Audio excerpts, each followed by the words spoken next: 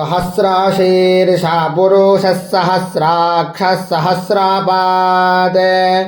स भौमिग्गा सर्वतः स्मृत्वात्यातिष्ठद्दशाङ्गुलम् पुरुष ये वेदग्गा सर्वं यद्भूतं यच्चाभाव्यम् उतामृतत्वस्येषा नो यदन्नेनातिरोहाति एतावानस्य महिमातो ज्यायाग्गश्च पूरुषः पादो अस्य विश्वा भूतानि त्रिपादस्यामृतं दिवि त्रिपादोर्ध्वबुधैत्पुरुषः पादो अस्येहाभावत् पुनः ततो विश्वं व्यक्रामत्साशनान शने अभि ततो विराडाजायत विराजो अधिपूरुषः स जातोऽत्यारिच्यत पश्चात् भूमिमथो पुरः तस्माद्यज्ञात् सर्वहुतः सम्भृतं वृषदाज्यम् पशोऽग्गस्ताग्गश्चक्रे वायव्यानारण्याग्राम्याश्च ये तस्माद्यज्ञात् सर्वहुतरिचः सामानि जग्निरे छन्दाग्गासि जग्निरे तस्माद्यदुस्तस्मादजायत तस्मादश्वा अजायन्त ये केचोभयादातः गावो हजग्निरे तस्माज्जाता आजावयाः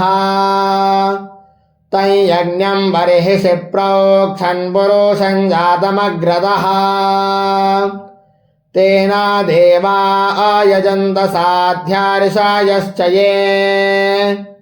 यत्पुरुषं यदाधुः कतिधा व्याकल्पयन् मुखं किमस्यासीत् किं बाहु किमूरुपादा उच्यते ब्राह्मणो अस्य मुखमासीत् बाहुराजन्यः कृतः ऊरु तदस्य यद्वैश्यः पद्भ्याग्गशूद्रो अजायत चन्द्रमा मनासो जातश्चक्षुः सूर्यो अजायत श्रोत्राद्वायुश्च प्राणश्च मुखादग्निराजायत नाभ्या आसीदन्तरिक्षग्गाशेष्णाद्यौ समावर्तताम् पद्भ्यां भूमिर्दिशश्रोत्रात् तथा लोकाौ आकल्पयन् यत्पुरुषेण हविषा देवा यज्ञमतन्वता वसन्तो अस्यासीताज्यं ग्रीष्म इध्मः शरद्धविः सप्तास्यासन् परिधयस्त्रिः सप्त समिधः कृताः देवा यद्यज्ञन्तन्वाना अबध्नन् पुरुषं पशुम् यज्ञेन यज्ञमायजन्त देवास्तानि धर्माणि प्रथमान्यासन् ते हनाकं महिमानः सजन्त यत्र पूर्वे साध्याः सन्ति देवाः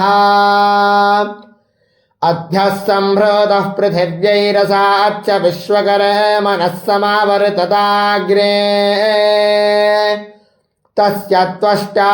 विदधद्रूपमेति तन्मर्त्यस्य देवत्वमाजानमग्रे वेदाहमेतं पुरुषं महान्तामादित्यवर्णन्दमासः परस्तात् तमेव विजिह्वाति मृत्युमेति नान्यः पन्था विद्यते यानाय प्रजापातिश्चरति गर्भे अन्तर्जायमानो बहुधा विजायते